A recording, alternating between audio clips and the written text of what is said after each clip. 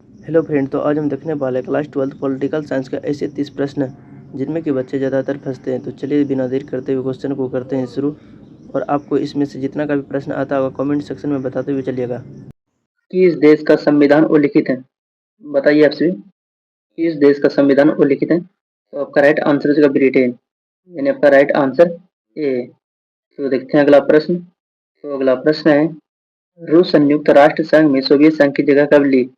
बताइए आप सभी, रूस संयुक्त राष्ट्र संघ में सोवियत संघ की जगह कब ली? तो आपका राइट आंसर है दिसंबर 1991, यानी आपका राइट आंसर बी। तो देखते हैं अगला प्रश्न। तो अगला प्रश्न है, बर्लिन की दीवार कब गिरी थी? बताइए आप सभी, बर्लिन की दीवार कब गिरी थी? तो आपका राइट आंसर है 1989, यानी आपका राइट आंसर ए। तो देखते हैं अगला प्रश्न। तो अगला प्रश्न है, बोल्शेविक कम्युनिस्ट पार्टी की स्थापना किसके द्वारा की गई थी? बताइए आप सभी कमेंट सेक्शन में, बोल्शेविक कम्युनिस्ट पार्टी की स्थापना किसके द्वारा की गई थी? तो आपका राइट आंसर है लेनिन के द्वारा, यानी आपका राइट आंसर ए। तो देखते हैं अगला प्रश्न। तो अगला प्रश्न है, पेंटागन नामक इमारत कहाँ स्थित है? बताइए आपसे, पेंटागन नामक इमारत कहाँ अवस्थित है? तो आपका राइट आंसर है अमेरिका, यानी आपका राइट आंसर ए। तो देखते हैं अगला प्रश्न। तो अगला प्रश्न है, ऑपरेशन डेजर्ट थंडर संबंधित है? बताइए आप सभी, ऑपरेशन डेजर्ट थंडर संबंधित है? तो आपका राइट आंसर हो जाएगा खड़े युद्ध से, यानी आपका राइट आंसर सी। तो देखते हैं अगला प्रश्न। तो अगला प्रश्न है, सोवियत संघ ने कौन सा सैनिक गुट बनाया था? बताइए आपसे, सोवियत संघ ने कौन सा सैनिक गुट बनाया था? तो आपका राइट आंसर जो है वर्षा संधि, यानी आपका राइट आंसर डी। तो देखते हैं अगला प्रश्न। तो अगला प्रश्न है, क्यूबा का मिसाइल संकट निम्न में से किससे संबंधित था? बताइए आप सभी, क्यूबा का मिसाइल संकट निम्न में से किससे संबंधित था? तो आपका राइट आंसर जो है सोवियत संघ, यानी आपका राइट आंसर बी। तो देखते हैं अगला प्रश्न। तो अगला प्रश्न है, सोवियत संघ का विखंडन कब हुआ? बताइए आप सभी, सोवियत संघ का विखंडन कब हुआ?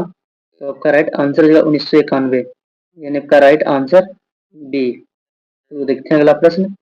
तो अगला प्रश्न है, सर्वप्रथम किसने तृतीय विश्व शब्दावली का प्रयोग किया था? बताइए आप सभी, सर्वप्रथम किसने तृतीय विश्व शब्दावली का प्रयोग किया था? तो आपका राइट आंसर है एम्फ्रेड सोबे, यानी आपका राइट आंसर डी। तो देखते हैं अगला प्रश्न। तो अगला प्रश्न है, यूरोपीय यूनियन का मुख्यालय कहाँ स्थित है? बताइए आप सभी, यूरोपीय यूनियन का मुख्यालय कहाँ अवस्थित है? तो आपका राइट आंसर हो जाएगा ब्रुसेल, यानी आपका राइट आंसर सी। तो देखते हैं अगला प्रश्न। तो अगला प्रश्न है, किसने सोवियत संघ में सुधारों की शुरुआत की? बताइए आप सभी, किसने सोवियत संघ में सुधारों की शुरुआत की? तो आपका राइट आंसर है मिखाइल गोर्बाचेव, यानी आपका राइट आंसर बी। तो देखते हैं अगला प्रश्न। तो अगला प्रश्न है, बोल्शेविक क्रांति कब हुई?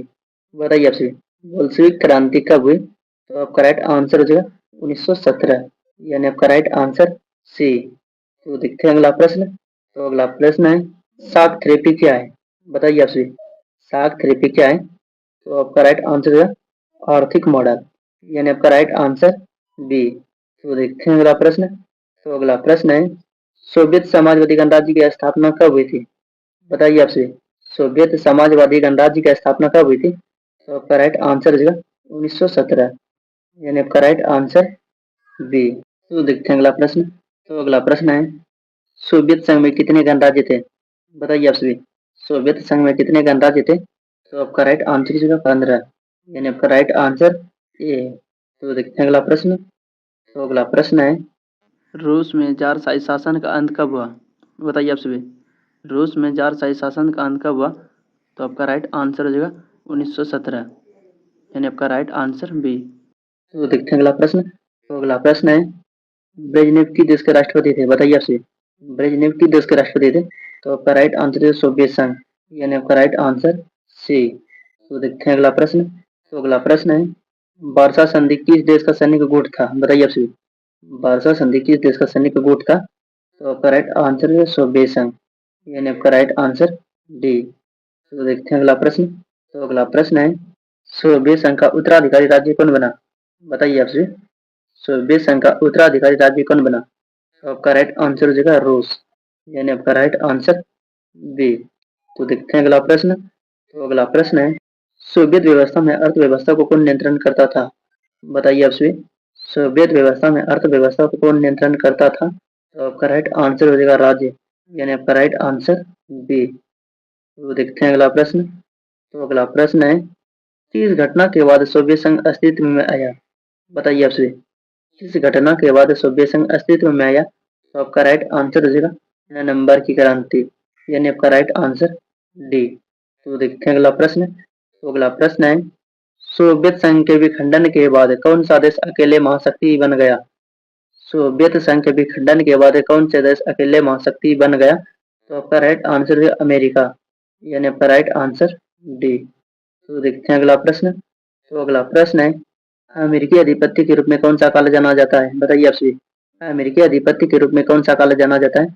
तो आपका राइट आंसर जो है शीत युद्ध के बाद का काल, यानी आपका राइट आंसर बी। तो देखते हैं अगला प्रश्न। तो अगला प्रश्न है, द्वितीय विश्व युद्ध कितने लंबे समय तक चला था?